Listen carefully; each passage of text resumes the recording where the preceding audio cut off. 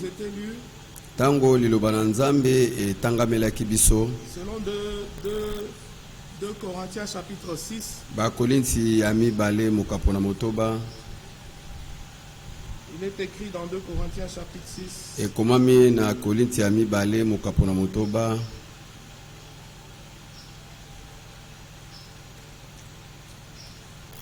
Au verset 17. Bolongo ya zomi na sambo. Sortez du milieu d'eux. Bimani utakati na bango. Séparez-vous, dit le Seigneur. Kabwanini elobi nkolo. Et ne touchez pas ce qui est impur. Pe kosimba te o eza mbindo. Et je vous accueillerai. Pe na koyamba bino. Il nous accueillera au ciel. Akoyamba biso na likolo na lola. Amen. D'abord, il est venu sur la terre Yambo ya yaki na mokili. où nous sommes. Sika biso tozali. Et pour que nous puissions aller là où il est maintenant. Wete biso tokende sika o esika o ya zali. Et nous croyons que la fin de toute chose est proche. Tokondima ete suka makambo manso ekomi. Il est question d'aller à Jésus. Likambo ezali ya kokende pai na Yesu. Et ceci me rappelait cette écriture de Matthieu chapitre 22. Oyo ekundola makanisi na ngai likomo ya Matayo mokapo na tuku mibale na mibale. Matthieu chapitre 22. Matayo tuku mibale na mibale. Nous lisons Tokotanga Matthieu chapitre 22. Matayo tuku mibale na mibale. Jésus prenant la parole leur parla de nouveau. Yesu kozwaka liloba alobaki na bango lisusu. Et dit, le royaume des cieux est semblable à un roi. Pe alobi bokonzi na likolo ezali o ekokani na nkumu Il fit des moko. noces pour ses fils. Oyo asalaki feti ya libala mpona Il mwana na ye envoya ya ses mobali. serviteurs appeler ceux qui étaient invités aux noces. Atindaki basali na ye kobenga baye oyo babengamaki na feti ya Ils ne libala. voulurent pas venir. Il envoya encore d'autres Kasi serviteurs. balinga ye koya te. Atindaka lisusu basali mosusu na Dites kolobaka. aux conviés, voici, j'ai préparé mon festin. Boloba na babiangami talani na bongisi Les feti na bœufs et ngai. bêtes gras sont tués. Bangombe bibwele na ngai ya mafuta ebomami nyonso eselingwi. Boya na feti ya libala. Et sans s'inquiéter de l'invitation. Wana kozanga komikungisa na oyo etali mbela. Ils s'en allèrent. Bakendaka na bango. Celui-ci a son champ. Oyo kuna na bilanga na ye okuna na mosala na ye. Et les autres se saisirent des serviteurs. Pe basusu bakangaka basali yango. Les outrageaient et les tuèrent. Pe bafingaka bango pe babomaka Le bango. roi fut irrité. Nkumu atombokaki. Il envoya ses serviteurs. Il envoya ses troupes. Atindaka mampinga na Ils ye. périrent les meurtriers. Babomaka babomi yango. Et brûla leur ville. Pe atumbaka engumba na bango. Alors il dit à ses serviteurs, Pe alobi na basali na ye. les noces sont prêtes. Feti ya libala ekomi Les pe conviés n'en étaient ebongwami. pas dignes. Bato babengisamaki babongaki na yango te. Allez donc dans les carrefours. Bokende sikoyo na bakarefour. Appelez aux noces tous ceux que vous trouverez. Bobenga na feti ya libala banso bino bokomona. Les serviteurs allèrent. Basali na ye bakendaka na banzela. Rassemblèrent tous ceux qu'ils trouvaient. Basangisaka baye oyo nyonso bango bakutanaka na bango. Méchants et bons. Bato mabe pe bato malamu. Ça c'est le dernier appel. Oyo ezali mbela ya suka. Ça c'est le dernier appel. Oyo ezali mbela ya suka. Je ne sais pas si je me fais entendre. Nayebi te soki bokoyokanga malamu. Mais le micro aussi. Le micro. Micro Je hausse la voix nazotombola mongongo. et que le micro soit réglé aussi. Micro pe babongisango malamu. Je risque de crier, de perdre la voix. Po ete nakoko ganga makasi pe mongongo ebebi.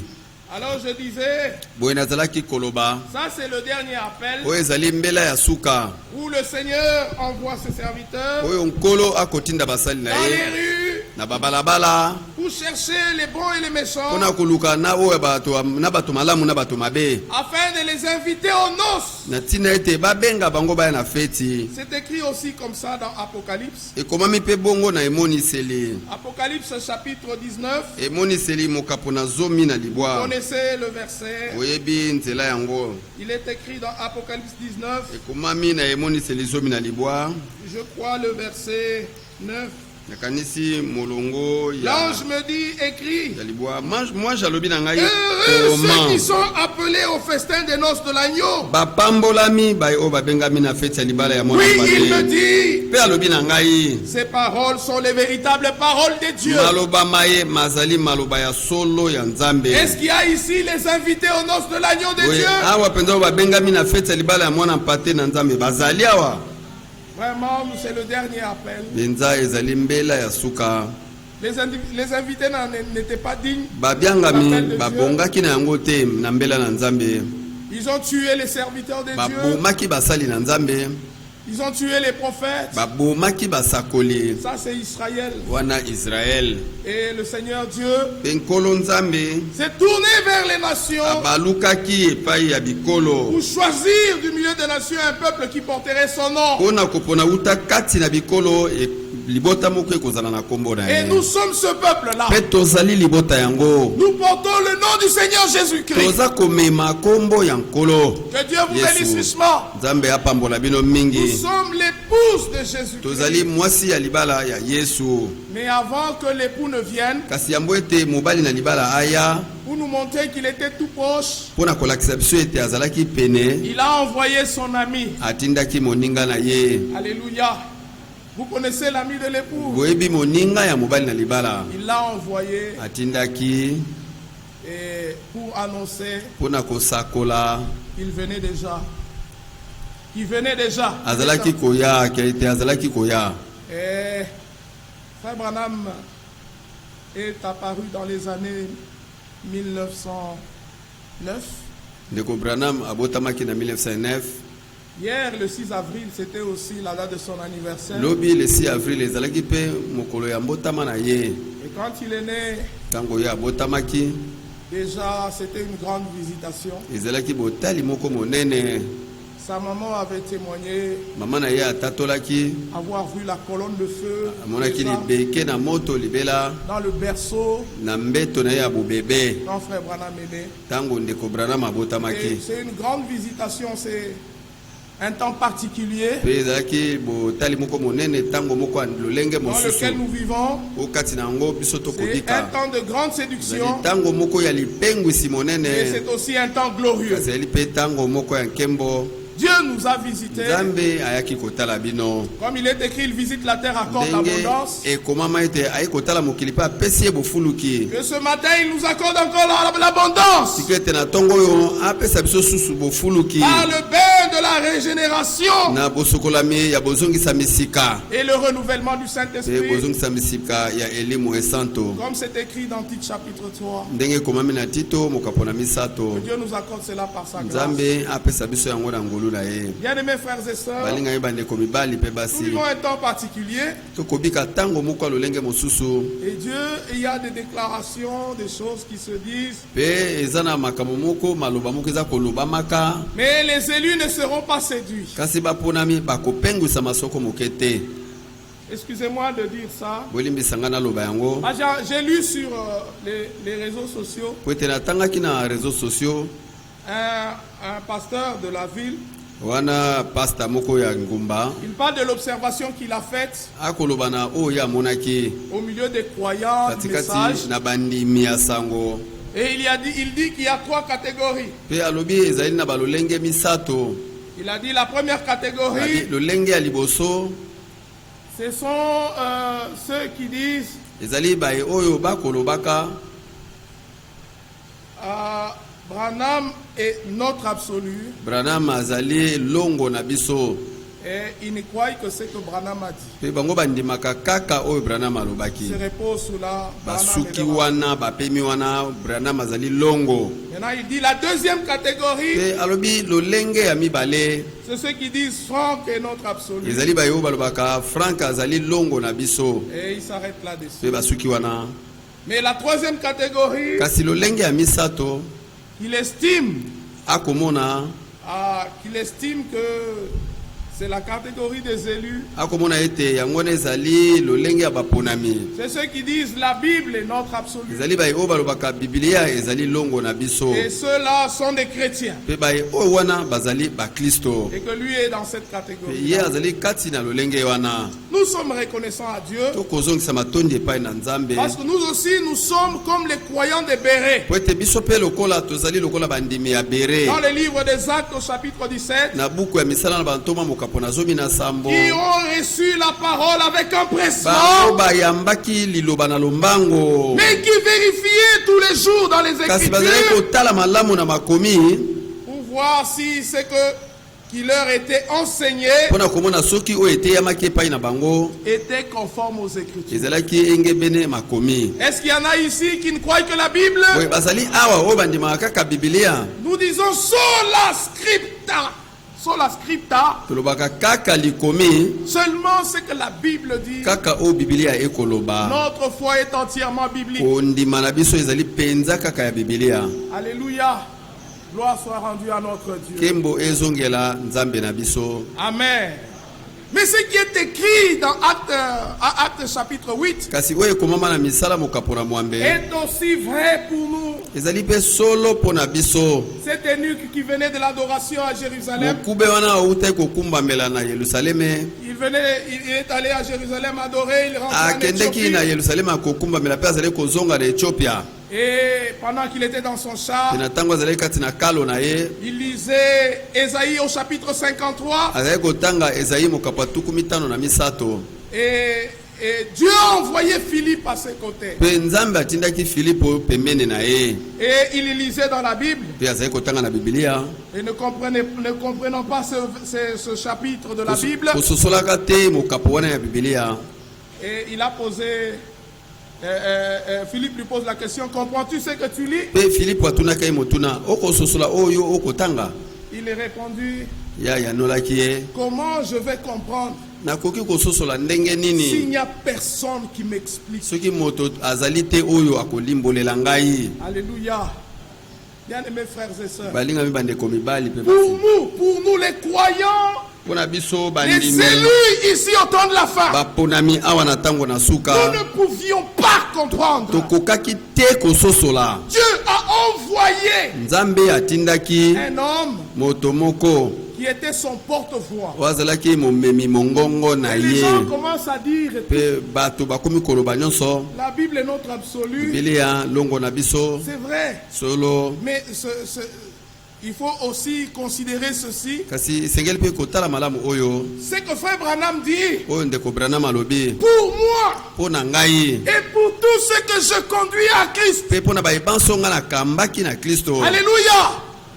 Nous sommes conduits à Christ par Biso lui. tokambami na Kristo na nzela na ye. Si lui n'avait pas lu la Bible, Soki ye atangaki Biblia te pona nous biso ne saurions jamais lire la Bible. tolingaki soko moke te kososola oyo kotanga Biblia. Et cela ne fait pas de nous des branhamistes. Pe yango ekosala na biso babranamiste te. Cela ne fait pas de nous des fanatiques de frère Branham. Yango ekosala na biso te balandilandi ndeko Frank. Ceux qui adorent frère Branham Bayo oyo bakokumbamela ndeko Branham n'ont rien compris de la bango Bible. basosoli eloko te na Alléluia. Bien-aimés frères et balinga ye sœurs, bandeko mibali pe basi. alors nous n'avons pas honte. Boye toza na soni te. Il y en a qui nous traitent de fanatiques. eza na bayo oyo bakolobaka ete toza Nous ne balandilandi. sommes pas des fanatiques Kasi pour biso toza autant. balandilandi te. Pour que nous puissions comprendre ce qui est écrit, Po ete tososola oyo ekomama il fallait que Dieu envoie un homme, esengelaki ete nzambe atinda moto comme il a envoyé à l'eunuque éthiopien, ndenge atindaki epai ya mokube oyo ya Ethiopia qui a commencé par ce passage oyo abandaki na litangi à wana annoncer l'évangile kosakola sango à malamu l'eunuque. epai ya mokube. Et à la fin, l'eunuque a dit, Pe na suka mokube alobaki voici l'eau. tala mai Pourquoi est-ce que je ne peux pas être baptisé? nini ekoki kopekisa ete nazwa libatisi. Amen. Jusque ce matin, kino na ntongo oyo le Seigneur ajoute à l'église nkolo akobakisa na eklesia ceux qui sont sauvés. baye oyo babikisami. Amen. Et ils peuvent dire aussi, Pe bakoki pe koloba voici l'eau. tala mai yango oyo Qu'est-ce qui empêche que je sois nini baptisé? ekoki kopekisa ete nazwa libatisi. Que Dieu soit loué pour sa Nzambe sainte parole. asanjolama mpona liloba ne esantu. Amen. C'est ainsi que, ezali bongo nde après que frère Branham soit rentré à la maison, nsima nango ete ndeko Frank azonga na ndako il y a eu plusieurs directions dans le message. ezalaki na bokambami ya lolenge na lolenge kati na sango. Déjà du vivant de frère Branham, libela wana ntango ndeko Branham azalaki na bomoye il a connu l'accident parce qu'il était,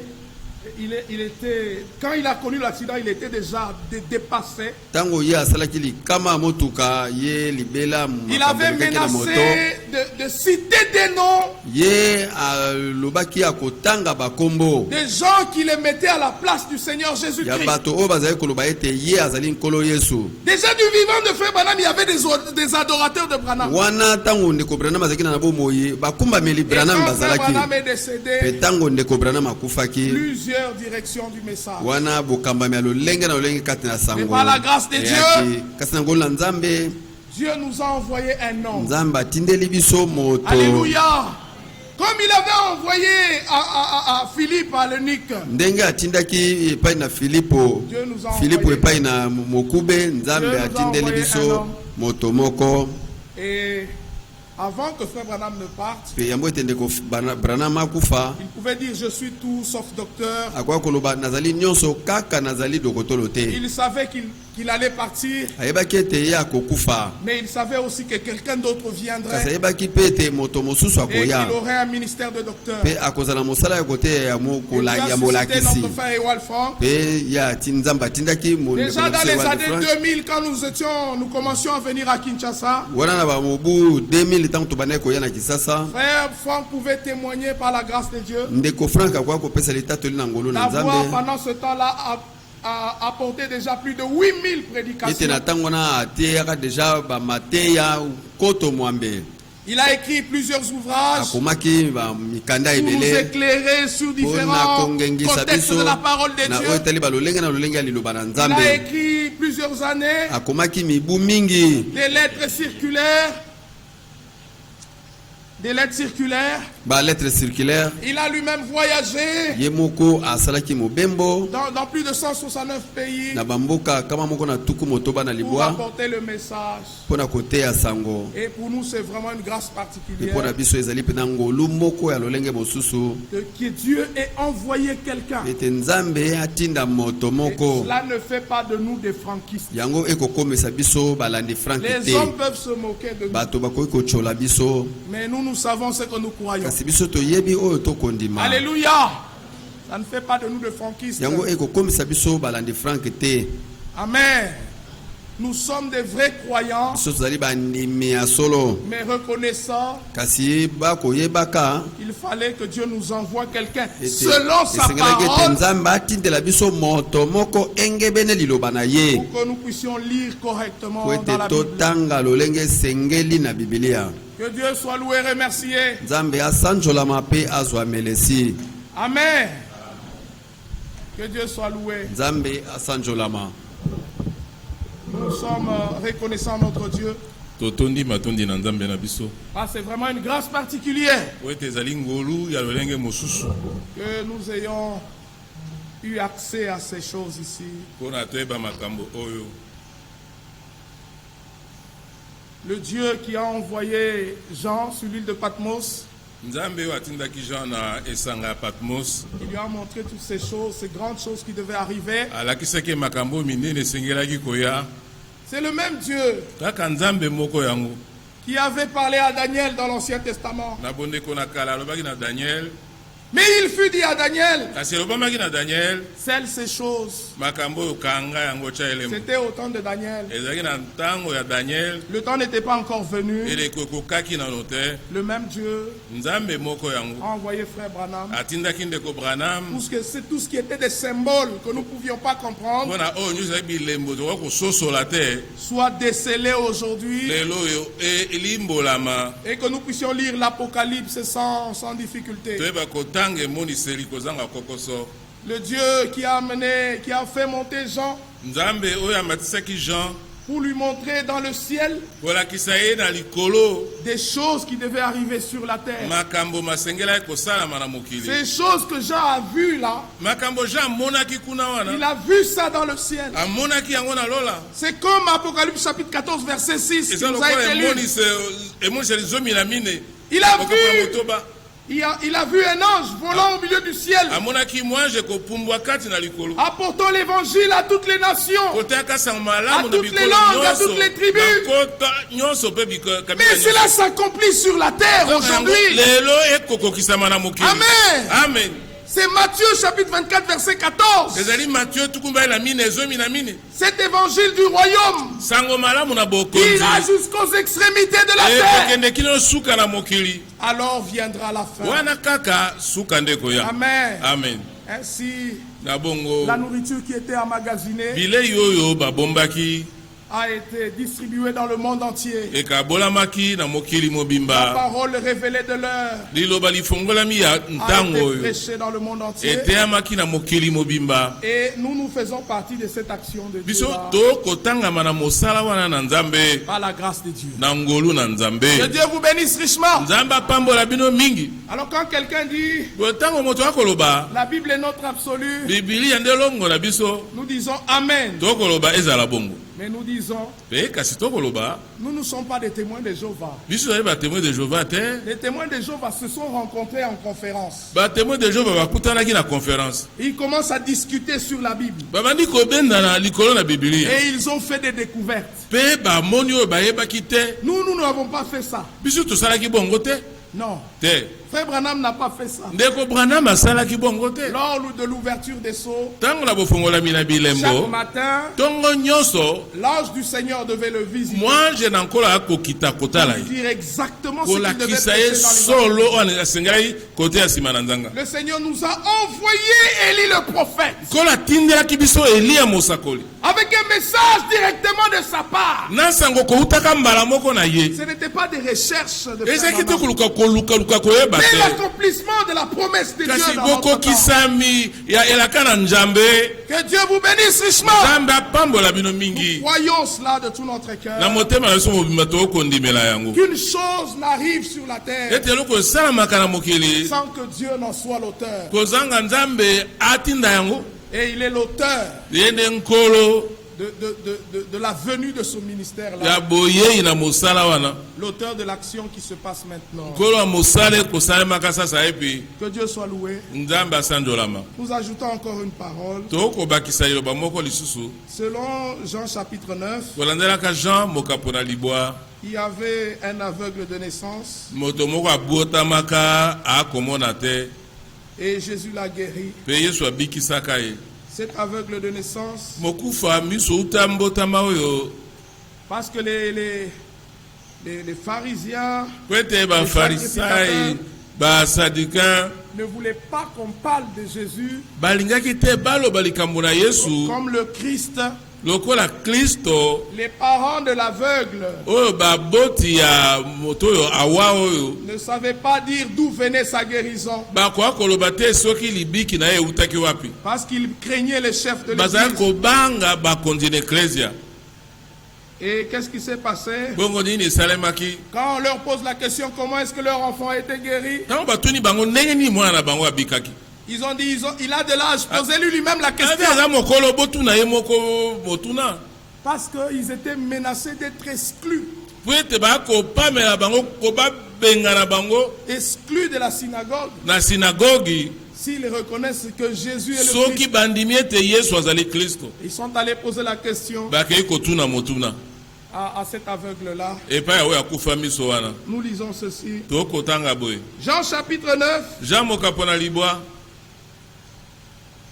verset 11. nzela azomi na moko Il répondit, bayanolaki l'aveugle répondit, moto awa ayanoli l'homme qu'on appelle Jésus moto bakobenga yesu a fait de la boue. asalaki Il a potopoto oint mes yeux, m'a dit, mpe na miso na miso na va nga mpe au alobi réservoir de Siloé, lave-toi. kende kuna na réservoir silowe sokola Je suis allé, je me suis lavé nakendeki nasokolaki et j'ai pu voir. mpe nabandi komona Il lui dit, où est cet homme au verset 12? Il mobali oyo répondit, azali wapi na nzela azobi na je mibale ne sais. abi nayebi te Ils menèrent vers les pharisiens, le menèrent vers les pharisiens, bamemaki epai na bafarisien celui qui avait été aveugle. oyo azali komona te Or, c'était le jour de sabbat. lokola ezalaki mokolo na saba Et au verset 16, nous lisons, na nzela azobi na moto otanga sur quoi quelques-uns des pharisiens dirent, likolo nango moko na bafarisien balobi cet homme ne vient pas de Dieu, moto awuti na nzambe car il te n'observe pas le sabbat. po ete akotosa saba te Verset 17, il y eut division parmi eux. zomi na sambo bakabwanaki kati na bango Il dit encore à l'aveugle, balobi so na moto awa toi Toi, yo que dis-tu de lui? okoloba nini na oyo etali Sur ce mobali qu'il t'a ouvert les yeux. na oyo pardon Sur ce qu'il t'a ouvert les yeux. likolo na oyo afongoli yo miso Il répondit, ayanoli c'est un prophète. azali mosakoli. Les Juifs ne crurent point. bayuda bandimelaki Il soki avait moke été te aveugle. ete azalaki akufaka Il miso avait pu voir jusqu'à ce qu'il ait fait venir ses parents. mpe azalaki komona te kino baboti ne bayaki Et ils les ont interrogés mpe batuni bango mituna pour savoir si réellement il avait été aveugle avant. mpo na koyeba ete liboso na yango azalaki komona te. Verset 21. Mais comme et comment il voit maintenant? abi kasi ndenge nini akomona sikoyo tukumba ye na Qui lui a moko ouvert les yeux? nani afongoli ye miso Et ils ont fait des problèmes. Et je balukaki veux atteindre un verset nana koluka nzela moko pour dire que ce dimanche, mpo na koloba ete yenga oyo tous nous voulons venir à Jésus. biso nyonso tolingi koya na yesu. Ici, ils dirent, awa balobaki et au verset 24, tukumba ye na mine les pharisiens appelèrent une seconde fois l'homme bafarisien babengaki mbala mibale moto yango qui avait été aveugle. oyo azalaki komona Et te ils dirent, mpe balobi na ye donne gloire à Dieu. kembela nzambe Nous savons que cet homme est un pécheur. toyebi ete moto aza mosumuki Il répondit, ayanolaki s'il était pécheur, soki azalaki na ye je mosumuki ne sais. ngai nayebi na nga Je te sais une chose, kasi eloko moko kaka c'est que nayebi j'étais aveugle, ete nazalaki komona te liboso maintenant je vois. sasa ye mpina komona Ils lui dirent, balobi na ye que t'a-t-il fait? asalaki yo nini Comment t'a-t-il ouvert les yeux? ndenge nini afongoli yo miso Il leur répondit, ye ayanoli bango je vous l'ai déjà dit, nasi nayebisi vous bino n'avez pas écouté. bino boyokaki te Verset 28, il injuriait et dit, basengaki balobi c'est toi qui es son disciple. yo nde ozali moyekoli na ye Nous sommes disciples de Moïse. biso ye bayekoli na moïse Nous savons que Dieu a parlé à Moïse. toyebi ete nzambe alobelaki moïse Verset 37, homme leur répondit, mobali wana ayanoli tuku misato na sambo il est étonnant que eye vous ne sachiez kokamwisa d'où il est. boyeba te esika awuti Verset 31, nous savons que Dieu n'exauce pas les pécheurs. biso toyebi ete nzambe ayanolaka basumuki te Mais ce qui est arrivé kasi oyo esalami à la fin que je poursuivais, na suka na kolanda c'est qu'ils l'ont chassé. koloba ete babenganaki ye Au verset 33. na nzela ya tuku misato na misato L'aveugle dit, si cet homme ne venait pas de Dieu, moyo alobi moyo miso alobi soki moto awutaki na il ne nzambe te pouvait rien faire. Il leur répondit, akoki kosala eloko te bango bayanoli tu es né entier dans le péché yo botama mobimba kati na lisumu et tu nous enseignes. mpe koyoko te ya biso Et il le chassait. babenganaka ye Jésus apprit qu'il avait été chassé, yesu akokaki sango ete babenganaki ye l'ayant rencontré, na kokutanaka na ye lui dit, alobi na ye crois-tu au Fils de Dieu? okondimelaka mwana na nzambe Il répondit, ayanoli et qui est-il? Qui est-il, Seigneur, azali afin que nani je croie en nkolo lui? po ete nandimela ye Tu l'as vu, lui dit Jésus. yesu alobi omoni ye Celui qui te parle, c'est lui. oyo akolobela yo nde ye Il dit, je crois, Seigneur, alobi nakondima nkolo et l'adora. mpe agumamelaka ye Amen. amen Il a été chassé des églises na baeklezia babenganaki ye et il est tombé entre les mains de Jésus. ye wana kwei na maboko na yesu Amen. amen Dans l'église du Seigneur, kati na eklezia na nkolo on ne chasse personne. babenganaka moto te Amen. amen On ne chasse personne. babenganaka moto te Tous nous venons à Jésus. banso tokoya na yesu Et Jésus a dit, mpe yesu alobaki je ne renverrai pas celui qui vient à moi. nakobenganaka te oyo akoya epa na ngai Amen. amen Nous ne venons pas auprès des hommes. biso tokendaka epa na bato te Nous ne venons pas auprès d'un clergé. tokoya epa na baclerge te Amen. amen Dans les églises des hommes, ntango baeklezia na bato il y a des chefs qui chassent. bakonzi bazali oyo babenganaka Mais dans l'église de Dieu, kasi kati na eklezia na nzambe Jésus reçoit tout le monde. yesu ayambaka bato nyonso Amen. amen Et jusque ce matin, kino na ntongo les oyo sauvés sont ajoutés à l'église. babikisami bakobakisama na eklezia Je vais vous supplier nakobondela bino de ne pas quitter l'assemblée, botikalisanga te de ne pas quitter l'église. botika eklezia te Parce qu'il y a un frère qui m'a dit, po ete ndeko mobali moko alobaki na ngai frère Kalatenga pe nazobima, nazolongwa église. d'ici peu moi aussi je partirai de cette église Ne partez pas, frère. ndeko kokende te. Dans l'église du Seigneur, on ne chasse personne. L'Ecclésia na nkolo babenganaka moto te. Soyez là. Bozala wana. Amen. Amen. Nous croyons par la grâce de Dieu Tokondima na ngolu na Nzambe que quoi qu'il y ait des difficultés atakomi kakatano emonana et des vents, des incompréhensions, liboso ya bato kozanga koyokana nous arriverons tous sains et saufs. banso tokokomaka malamu na esika Amen. S'il vous plaît. nabondeli bino. Il a dit, il y en a beaucoup qui sont déjà partis d'ailleurs. alobi kutu ebele basi bakei Moi aussi je vais partir. ngai mpe nakokende Et j'étais vraiment blessé. wana nakaki pasi. Blessé plus que quelqu'un qui a perdu un membre de famille. koleka moto abungisi ndeko na libota Avec que j'étais éprouvé. ata kobongo nakufelaki Mais une âme kasi molimo pour laquelle Christ est mort mpo na yango kristo akufi a beaucoup de valeur devant Dieu. aza na motuya koleka liboso na Nzambe. Alors vous comprenez la responsabilité que tous nous avons wana bomoni mokumba kani banso toza na yango dans ce que nous faisons, dans ce kati que na nous makambo disons, tokosala tokoloba pour que nous ne puissions pas blesser, po ete toyeba kozokisa te, nous ne puissions pas repousser. toyeba te kobengana. Notre prière, losambo na biso c'est que Dieu ezali ete Nzambe mette de l'ordre dans nos vies. atia molongo kati na bomoi na biso, abongisa Amen. makambo, Mais qu'il mette aussi de l'ordre dans l'église. atia pe molongo kati na C'est eklesia. notre prière de tous les jours. yango losambo na biso ya mokolo na Et mokolo. l'ordre dans l'église Pe molongo kati na eklesia est un ordre divin. eza molongo euti na Nzambe. C'est Dieu qui va le faire. Nzambe ye nde akosala yango. Ne nous arrêtons pas pour ça. totelema te mpo na yango. Ne nous arrêtons pas pour ça. tolembe te mpo na yango. Alléluia. Amen. Faisons confiance à Dieu totia motema na Nzambe pour tout ce qui n'est pas encore en ordre. mpo na oyo nyonso ekotambola malamu te. La parole que nous écoutons tous les jours liloba tokoyokaka mokolo na mokolo mettra de l'ordre. ekotiaka molongo. Déjà, elle met de l'ordre. libela ekotiaka Nos molongo. vies sont ramenées à la ligne de la bomoi na parole. biso ezongisami na nzela ya liloba. Alléluia. Amen. Dieu connaît toutes choses. Nzambe ayebi makambo nyonso, Il connaît toutes choses. ayebi makambo nyonso. Nous sommes à l'achèvement. toza na suka, La différence sera nette bokeseni bokomonanaka entre polele celui qui sert Dieu, celui qui kati le na sert. oyo akosalela Nzambe na oyo akosalela Et tout ce ete. qui est caché dans les cœurs sera nyonso révélé. ebombami na mitema ekobimaka libanda. Amen. Amen. Nous croyons de tout notre cœur na motema na biso mobimba que tokondima l'église du Seigneur n'est pas une boutique. ete eklesia ya nkolo eza ligablo Nous ne sommes pas te. ici pour l'argent. tozali awa mpo na mosolo te. Quand il est entré dans le temple, il a vu qu'on faisait le commerce. ntango akoti na tempelo yango ete bakosaka mombongo, Il a pris le fouet azwaki fimbo et il a mis de l'ordre. Il a chassé les atiaki commerces. molongo abenganaki.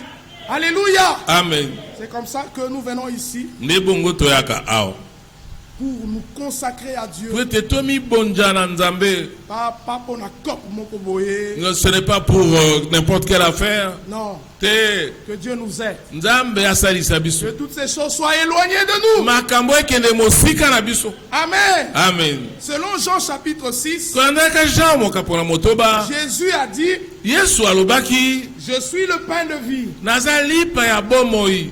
Et qu'est-ce qui s'est passé? bongo nini esalemaki? Les disciples ont commencé à murmurer. bayekoli babandi koyimayima. Comment il peut dire, nini akoki koloba c'est lui qui est le vrai pain? ye nde lipa ya solo. Que Moïse nous a donné la manne, mais c'est pas ça ete le vrai moïse pain. apesaki biso mana nde lipa ya solo te Mais wana. c'est lui, Jésus, qui est le vrai pain. Comment il peut dire ça? ye yesu nde lipa ya solo. nini akoki koloba yango bongo? Ils ont commencé à murmurer. babandi kolobaloba na sese. 1 Corinthiens chapitre 10, verset 10. korinti ya mbozomi Ne murmurez pas comme ceux qui ont murmuré dans le désert. boyimayima te lokola bayima kati na biliki. C'est ce qui arrive quand ekosalema vous ntango êtes choqué ntango tutani par quelque chose, na eloko moko ça crée des murmures. ebotelaka bongo koyimayima. Et quand ça crée des murmures, soki koyimayima vous ekoti savez la suite? boyeboye kolanda Dans Jean chapitre 6, na Jean mokapo ya au motoba verset 68, na nzela tuku motoba na mwambe la plupart de ses disciples l'abandonnèrent. ebele na bayekoli na ye Ils basundolaka l'ont ye quitté, batikaka ye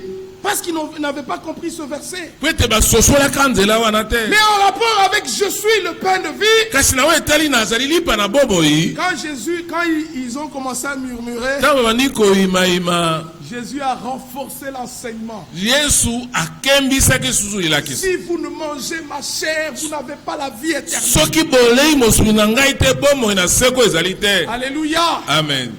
Mais maintenant, en rapport avec ça, boye na koyokanaka na yango il cite le verset abimisi nzela que frère Roger citait le mardi passé ici. oyo ndeko roger aza kotanga mokolo ya mibale eleki Tous seront enseignés de Dieu. banso bakoteyamaka na nzambe Alléluia. amen.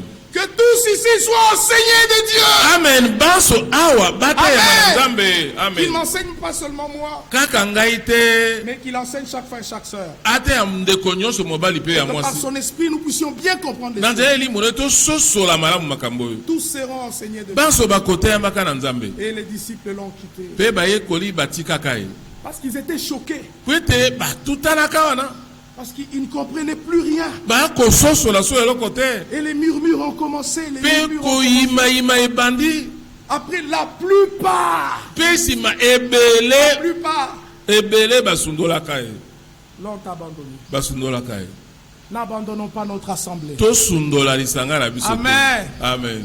Priez pour les frères, priez Sa- pour les conducteurs. sambelani mpo na bandeko mpo na bakambi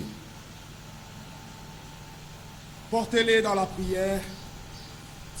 sambelani mpo na bango Les anciens ont une grande responsabilité bampaka baa na mokumba monene pour diriger l'assemblée locale. mpo na kotambusa lisanga lokola ya biso boye Et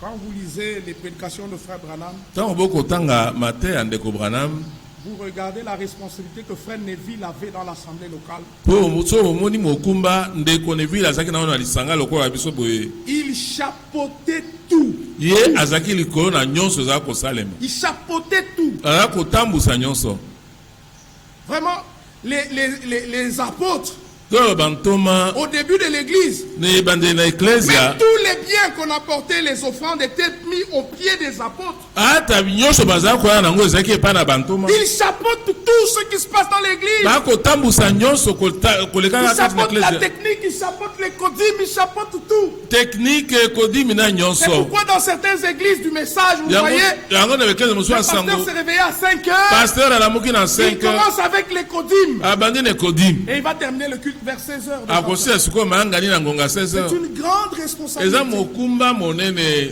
Alors ils choisissent des gens pour les aider dans wana cette tâche. baponaka bato mpo basunga bango na mosala yango Amen. amen. Que Dieu aide les anciens. nzambe asunga bampaka Nous sommes à la fin. biso oyo tokomi na suka Nous ne sommes pas au début, toza na ebandeli te à la fondation de l'église. na ebandeli na Mais eklesia nous sommes à l'achèvement de sikoyo notre tokomi na développement. suka Et nous regardons au retour de Jésus-Christ. mpe tokotalaka na bozongi na yesu kristo Que Dieu nous aide par sa nzambe grâce. asalisa biso na ngolu na ye Amen. amen. Les élus ne seront pas séduits. baponami Les bakopengwisamaka te élus ne seront pas choqués. bango bakobetaka libaku te Les élus ne seront pas scandalisés. bango bakobetaka libaku te Amen. Parce que quand tu dis à un frère, ntango okoloba na ndeko frère, tu es devenu pour moi une occasion de chute. okomi bongo libaku mpo na ngai Mais qui est tombé? mpo nani yango akwei Parce que lui, po ete ye peut-être qu'il ne le sait pas. ntango mosusu ayebi te Mais quand tu as vu, tu l'as regardé, kasi ntango oyo omoni otali ye c'est toi qui es tombé. yo nde okwei Parce que lui est devenu une occasion de chute. ye akomi sikoyo libaku na C'est yo toi qui as chuté. yo nde okwei Alors ne chutez pas. boye bokweya te Ne regardez pas un frère. kotalelaka ndeko te Regardez au Seigneur Jésus. talelaka nkolo yesu kristo Alléluia.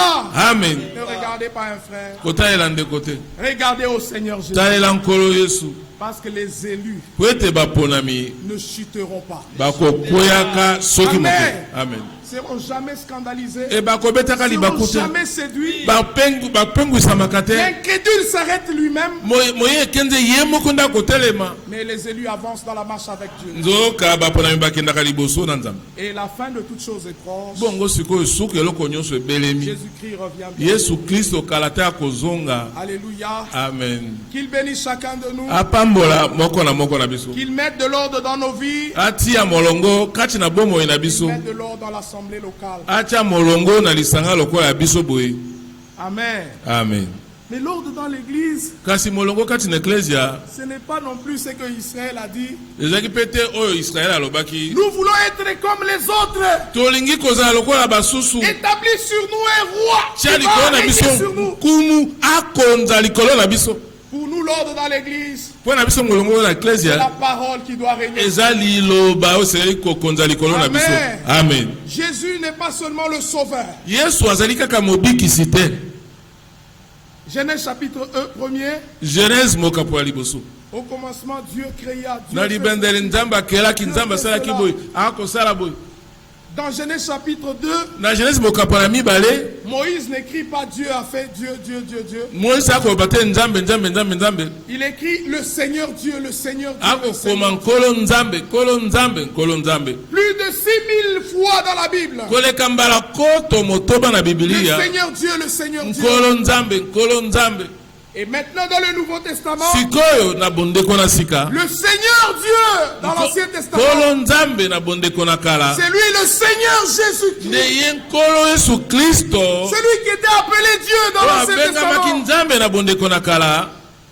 Dieu dans l'Ancien Testament nzambe na bondeko na est kala appelé le Père. dans le Nouveau akobiangamaka Testament. tata Et celui qui était appelé le Seigneur dans l'Ancien oyo Testament abengamaka nkolo na bondeko na est kala appelé le Fils dans le Nouveau abengami Testament. mwana na bondeko na sika. Amen. Amen. Ainsi, Jésus en tant que Seigneur, boye na yesu lokola nkolo en tant que Sauveur, lokola mobikisi il nous a sauvés. abikisaki biso. Alléluia. Amen.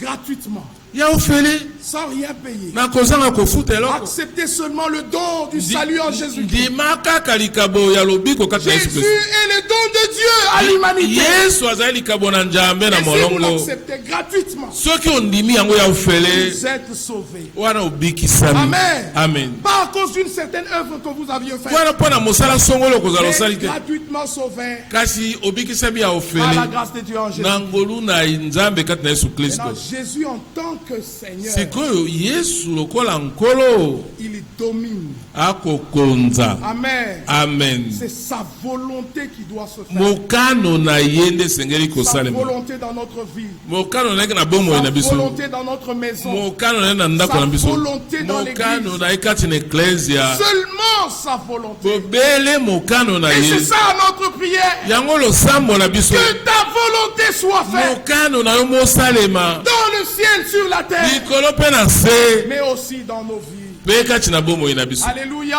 Amen. Bien-aimé, dans le rouleau du livre, balingami kati na mokanda oyo il est elingama question de lui, il est question de nous ezalaki likambo na ye mpe na biso pour faire sa volonté. mpo na kosala mokano na ye. Que Dieu vous bénisse richement. nzambe apambola bino mingi, Que Dieu vous bénisse encore. apambola bino lisusu, Qu'il bénisse tous ceux qui sont là, qui ont la main à la pâte. apambola bayebanso bakoti na likambo oyo. Que ce soit les frères à la technique. ezala bandeko na teknike. Il y a un frère pour qui j'ai toujours voulu jeter des fleurs pendant qu'il est encore vivant. ndeko moko azali nalingi kokumisa na ntango azali na bomoi Parce qu'il travaille beaucoup dans l'ombre. po ete asalaka mingi ete bayebi ete. Ceux qui ont suivi les prédications en direct, les retransmissions, oyo balandaki baretransmission depuis le confinement, peuvent le connaître. buta confinement ebandaki na covid bakoki koyeba ye. Il sert vraiment le Seigneur. akosalela solo nkolo. Il y en a qui servent le Seigneur à la technique plus que les prédicateurs. baza kutu bakosalela nkolo na technique baleki batei. C'est notre frère Eric Karouvi. ndeko na biso eri karuvi. Que Dieu le bénisse. nzambe apambola ye. Alléluia. Amen. Dieu le récompensera. nzambe akofuta ye. Il bénisse tous les techniciens, apambola batechnicien nyonso. les moniteurs de l'école de dimanche. batei ya école de dimanche. C'est Pâques, c'est le mois d'avril. ezali na paka sanza ya mine. Peut-être que nous aurions voulu avoir la Sainte Seine. ntango mosusu tolingaki tozwa ata na elambo. Mais même en rapport avec ça, Pardon? Même en rapport avec la Sainte Seine. Ata na kolanda ka Sainte Seine. Il ne faut pas qu'il y ait des murmures. Esengeli te ke koyimayima ezala. Il ne faut pas juger les frères. Esengeli te kosambisa bandeko. Laissez tout entre les mains du Seigneur. Nyonso botika na maboko na nkolo. Ne parlons pas Tolobaka beaucoup te. et priez moins. Tolobaka moke, tosambelaka Tu mingi. te plains pendant 1 heure. Yo kolela kati na ngonga mobimba. Tu pries dans ta chambre 2 minutes. Mingi kaka mibale ndo kosambela na suku na Et yo. quand tu es devant les gens, tu veux prier 15 minutes. Suku oza liboso na bato yo ngo sambela mingi 10 na Et dans mitano. ta chambre là, tu pries seulement 2-3 minutes. Na suku no Et voilà, mingi sorti mibale dans misato l'église. mbala moko bimi okei. Non, frère. Te bongo te. Prions beaucoup, Tosambela mingi, parlons moins. tolobaka nde muke. Amen. Amen. Ne nous plaignons pas. Tolela te. Ne murmurons pas. Toyimayima te. Alléluia. Amen. Ne nous scandalisons pas. Tobetisa mabaku te. Regardons à Jésus. Totalela Yesu. Lui qui n'a jamais choqué quelqu'un. Ye atikala kotutisa moto Lui qui te. n'a jamais déçu Ye quelqu'un. atikala kolembisa nzoto na moto Tout ce te. qu'il promet, il l'accomplit. Nyonso akolaka akokokisa yango. Que Dieu bénisse l'église de Bosenge. Nzambe apambola eklesia na Bosenge. Qu'il vous bénisse richement. Apambola bino mingi. Que la parole de Dieu domine dans les cœurs. Liloba na Nzambe ekonza kati na mitema. Amen. Amen. Qu'elle remplisse nos cœurs abondamment. Etondisa mitema na biso mingi. Et quand la parole de Dieu entre dans les cœurs, Tango loba na Nzambe ekokota na motema. c'est la sémence de Dieu. Eza momboto na Nzambe. Une autre sémence ne va pas entrer. Momboto mosusu ekokota te. Où que tu sois, quand on va te raconter des choses, Esika nyonso kozala soki balobeli yo makambo. tu dis non, non, non, non. Okoloba te. Non, non, non, non, moi, Te tika ngai je ne suis pas d'accord. Je suis pas na d'accord. te ngai wana te na Ce que sepeli. tu dis est faux. Oyo koloba yango te. Parce que tu as déjà reçu la sémence. Wete libela oza na momboto na Parce que motema. celui qui a reçu la sémence de Dieu Oyo ayami momboto na Nzambe ne pêche point. asumukaka soki moke te. Alléluia. Amen. Il ne pêche point. Asumukaka soki moke te. Il ne peut pas se détourner de la parole qu'il a entendue. Akokotika liloba oyo ayokaki te. Ainsi, Na bongo croyez la parole. limani liloba Ne faites pas semblant de croire. bosa lokola te. Acceptez-la dans votre cœur. Ndimani yango na mitema na bino. Expérimentez votre préparation. Lilenga kolengelama na otyango na mosala. Alléluia. Amen. En rapport avec la préparation, Na oyo etali bolengelami. nous revenons à Matthieu chapitre 22. Tozoki na Matthieu tukumba ye na mibale. Allez dans les rues, des places publiques. Kendai na balabala bisika ibanda. Ramassez tout ce que vous allez rencontrer. Lokota ni banso boko Ils lokota. sont allés, ils ont ramassé. Bakei ba bendi bato. Et quand ils sont venus avec Tango les baye mauvais et les bons, ya mabepe malamu. Jésus lui-même Yesu ye moko. leur a donné l'habit de fête. Apesaki bango elamba ya feti. Nous sommes dans Apocalypse chapitre 19. Tozana emonisi lizomi na libwa. Il lui a été donné de se revêtir d'un fin lin. Bapesaki ye alata lino na pete. Qui sont les œuvres justes des saints. Oyo eza misala ya sembo ya basantu. Il a donné lui-même l'habit de fête. Ye moko apesaki elamba ya feti. Alléluia. Amen. C'était uniforme. Ezalaki ndenge moko. Uniforme. Ndenge moko. Et comment est-ce que tu peux te croire plus saint que les autres? Ndenge kokanisa ozali mosantu koleka basusu. C'est uniforme. Eza nango ndenge moko. Alléluia. Amen. C'est pour la gloire de Dieu. Eza pona nkembo na Nzambe. Jésus-Christ a été fait pour nous. Pardon? Jésus-Christ a été fait pour nous. Ki Yesu Kristo asalamaki mpona biso. Sagesse, justice, sanctification et rédemption. Wanya sembo liseko. Sagesse, justice, sanctification et rédemption. Sa bwanya sembo. Alléluia. Sembo lisami. C'est lui qui fait l'habit de fête. Yende asalaki elamba na feti. C'est uniforme. Eza ndenge moko. Alléluia. Amen. Et Philippiens 2 est devenu très important pour nous. Philippiens mibale ekomi na moto koleka mpona biso. C'est que chaque fois que je regarde un frère, Eza ntango nyonso nakotalaka ndeko. je le considère comme plus grand que moi. Nakomona ye lokola aleki na ye ngai. Amen. Amen. Je ne regarde pas mes intérêts. Nakotalaka matomba na ngai te. Je ne deviens pas orgueilleux. Nakokoma na lofundu te. Ne regardez pas vos propres intérêts. Ko botalaka matomba na bino moko te. Amen. Amen. Regardez l'intérêt de tous. talaka matomba ya banso Pour l'intérêt de tous, mpona matomba na banso faites tout ce qui est en votre possible. bosala nyonso koka kosala. Amen. Amen. Si tu fais quelque chose, tu le fais mal. soki osala eloko osali mabe Pour l'intérêt de tous, arrête. mpona bato nyonso tu kotika yango Tu vas gêner, tu vas gêner. wana okobetisa bato Tu mabaku vas être un obstacle dans la marche. okozala epekiseli kati na kotambola Arrête rapidement. tika na lombangu Tu répondras devant Dieu. Tu seras okosamba responsable. liboso na nzambe okomela mokumba. Et chaque fois qu'il y a des problèmes dans les églises, mpe ntango nyonso makambo ezala kati na comme il y eklesia a quelques années ici, il y a eu division. lokola mwa mibu elekaki abokabwani Il y en a qui kokota sont partis là. bazali oyo bakendaki kuna Je vous dis qu'il y en a qui sont redevenus catholiques. nayebisa bino na bao bakendaka na Dans bamosusu cette bazongela division-là. bazongela mupe D'autres sont redevenus catholiques. basusu bazongela na bango mupe eklesia ya bamupe Et il y en a qui peuvent même de redevenir Kimbangis. basusu bakoki kozonga kutu bakomi bato na kintwadi. Que Dieu nous fasse grâce. nzambe asala biso ngolu. Alléluia. Amen. Que dans la parole et par l'Esprit de Dieu, kati na liloba mpe na nzela elimo na nzambe il nous unisse davantage asangisa biso susu koleka et que tous nous puissions arriver. e banso tokoka kokoma. Que Dieu vous bénisse. nzambe apambola bino. Mettons-nous debout. totelema Nous allons implorer la grâce du Seigneur tokobelela ngolu ya nkolo pour qu'il mette de l'ordre dans nos vies.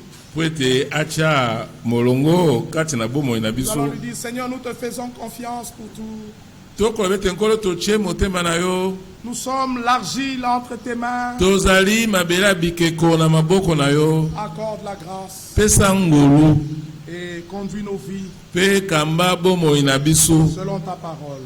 kolandelaka liloba na yo. Frère Simplice, chantons, appartiens-tu à l'épouse de Jésus-Christ? Maranatha, Maranatha, Alléluia. Cantique 119.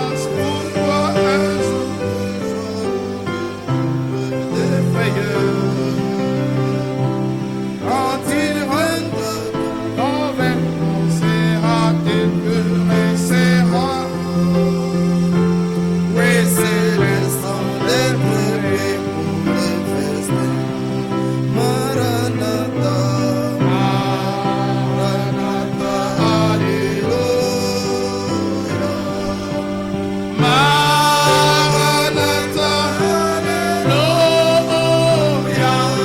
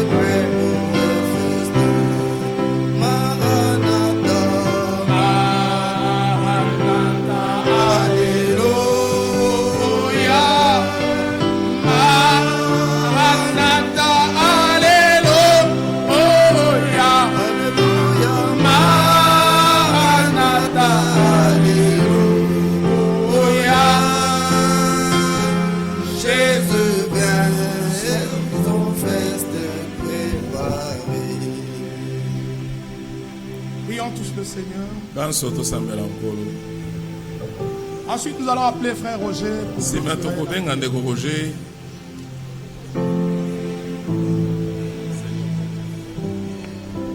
Dieu notre Père, encore une fois je viens à toi.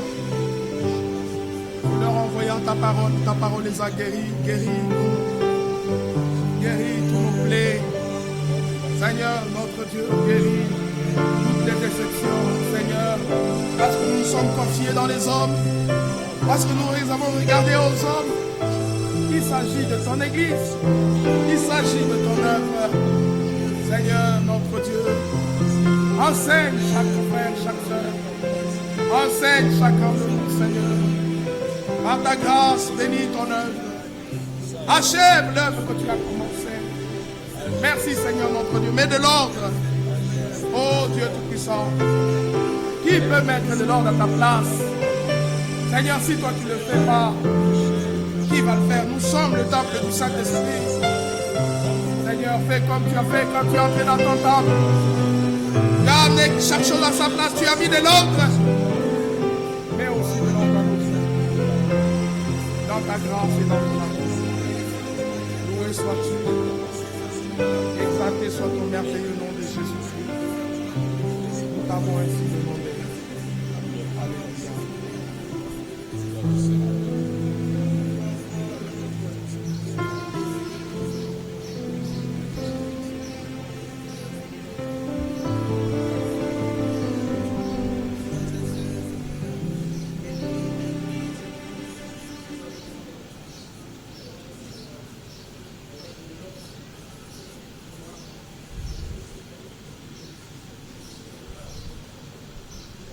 Bien-aimé Père Céleste, molingami tata na likolo nous te rendons honneur et gloire tozongisi nkembo mpo lokumu epai na yo pour la visitation que tu viens de nous accorder mpo na ndenge oye kotala biso par ta parole toute puissante. na nzela ya liloba na yo na nguya nyonso. Seigneur, elle est sortie nkolo ebimi selon ce que la Bible dit, ete biblia ekoloba que la parole sort de ta bouche ete elobi ekobima uta monoko na yo et ne peut pas revenir à toi sans effet. ekoki kozongela ete na kozanga kosala. Merci Seigneur parce que batondi nkolo mpo ete il a touché nos cœurs yango esimbi mitema na biso et nous a révélé ce que toi tu veux. efungoleli biso oyo yo olingi Et ce faisant, mpe na yango nous nous tenons devant toi toyei liboso na yo et nous te prions Seigneur. mpe tokosambela yo nkolo Tu viens placer la parole dans nos cœurs ete otia liloba na mitema na biso afin qu'elle accomplisse ta volonté mpo ete yango ekokisa mokano na yo et que ta vie dans nos vies mpe esala na kati na bomoi na biso puisse devenir réalité. mpe ekóma solo na likambo. Nous te remercions pour ton action puissante totondi yo mpo na mosala na nguya accomplie sur le bois du Calvaire. oyo ekokisami na libaya na bolozi C'est par là, Seigneur, na yango nde nkolo que nos péchés ont été pardonnés, nde esika masumu na biso que elimbisamaki nos maladies ont été guéries, bokono na biso bobikisamaki que nous avons connu la délivrance. nde toyebaki bokangolami. Nous te disons merci, Seigneur. totondi yo nkolo Et nous te disons aussi tolobi mpe que tu viennes oya achever ce que tu avais déjà commencé osilisa oyo obandaki na bomoi na moko na moko na de biso chacun de nous. Que tu avais commencé dans la vie de chacun de nous. oyo obandaki na bomoi na moko na biso. Seigneur, tu nous as parlé du festin que tu as organisé nkolo olobelaki biso kokoa na feti oyo babongisaki et que tu avais envoyé tes serviteurs mpe yo otindaki basali na yo aller dans les rues, dans les carrefours bakende na babalabala na matakanelo pour chercher tout homme. mpo na koluka moto nyonso. Et nous avons répondu biso toyanoli et nous sommes devant toi. tozali liboso na yo Tu nous as habillés. olatisaki biso. Seigneur, tu as fait de nous nkolo okomisi biso des invités. babiangami C'est pourquoi nde nous ntina avons foi tondimi selon la promesse que tu avais faite, kolandelaki elaka opesaki que tu viendras nous chercher. e tokoya koluka biso. Nous sommes assurés biso tozwi mama que toi qui dis une chose, ete yo olobaka likambo tu l'accomplis toujours. oyo mpe okokisaka yango ntango nyonso. Merci notre Seigneur. batondi nkolo na biso Je sais que ce que tu as promis, tu l'achèveras. oyo lokola oyo olaki okosilisa yango Maintenant, sikoyo nous nous consacrons à toi tomi bonji na yo et te prions pe tokosenga na yo que tu viennes accomplir en chacun de nous okokisa na moko na biso ton œuvre de rédemption. mosala na yo ya lisiko. Bien-aimé Seigneur, Molingami nkolo par ta volonté, na mokano na yo nous sommes arrivés au terme de cette réunion. tokomi na suka ya liyangani oyo Ce que nous te demandons, Seigneur, oyo tokosenga yo nkolo et que tu rendes chacun de nous prêt ete osala ete moko na biso aselingwa à tout quitter. mpo na kotika Que tu nous donnes, Seigneur, à tout quitter mpo na kotika nyonso et à être attaché à toi et à ta parole. kotika lokangami na yo mpe na liloba na yo Que tu fasses de chacun de nous ta propriété, moko na biso okomisa ye eloko na yo afin que mpo ete tout ce que tu veux oyo nyonso olingi puisse s'accomplir dans la vie de chacun de nous. ekokisama na bomoi na moko na biso Viens nous en aide au secours. yaka kosala mpe kosunga biso Accomplis à nous tout ce qui t'est favorable. kokisa na biso nyonso ekosepelisa yo Dieu notre Père, nzambe tata na biso accomplis à nous kokisa kati na biso tout ce que toi seul veux. oyo yo moko olingi Pour que la vie de chacun mpo ete na bomoi na moko te soit favorable. ezala malamu. Bien-aimé Seigneur, bolingami nkolo dans quelques instants, na mwa ntango moke nous quitterons ce lieu. tokotika esika oyo Nous te prions, Père, nkolo tobondeli yo que tu viennes oya toi-même yo moko nous donner à vivre ta parole. osala ete tobika liloba na yo Que tu fasses de sorte na lolenge que ete la parole que nous avons entendue liloba na oyo toyoki puisse devenir réalité de la vie. ekoma solo na bomoi na moko. Bénis-nous, pambola biso bénis tout ce que nous avons appris, pambola nyonso toyekoli étends ta main longue et puissante sembo ya loboko no molai mpe na nguya et viens au secours de chacun de nous. mpe yaka kosalisa moko na biso. Bénis le temps que nous avons passé ensemble, pambola ntango oyo tolikisa elongo accorde la vie à chacun de nous, pesa bomoi na moko na biso. bénis tout ce que nous avons entendu, pambola nyonso toyoki viens nous en aider au secours. yaka kosalisa mpe kosunga biso. Bien-aimé Seigneur, molingami nkolo nous allons quitter ce lieu esika oyo tokotika yango et nous te prions mpe tosengi que yo tu fasses passer devant nous toute ta bonté ete boboto na yo nyonso ezala na biso et que tu nous gardes fidèles à toi. po batala biso sembo na yo. Donne-nous, Seigneur, pesa na biso nkolo d'être préservés de toute chute tobatelama na kokweya et à nyonso te faire entièrement confiance. mpe totie motema nyonso Que l'honneur, que la gloire te revienne. lokumu nkembo ebisonga mboka yo Dans le puissant et précieux nom de notre Seigneur Jésus-Christ, kati na kombo na motuya mpe ya nguya ya nkolo yesu kristo dans lequel nous t'avons ainsi prié. kati na yango tosambeli yo boye Amen. amen.